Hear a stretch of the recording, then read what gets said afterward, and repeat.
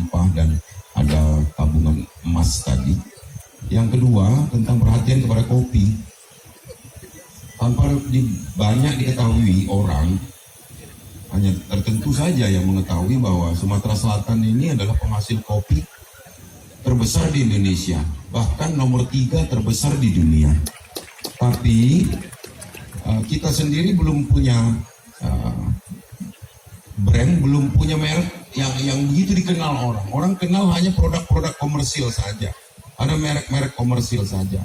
Maka meskipun ini belum saya launching, tapi mudah-mudahan sepakat bahwa ke depan apapun kopi kita, Robusta, Arabica, Liberica, dan ada satu jenis lagi yang hidup di Sumatera Selatan ini, yang tumbuh di Sumatera Selatan dan dihasilkan di Sumatera Selatan ini, kita sebut saja sebagai kopi Sriwijaya.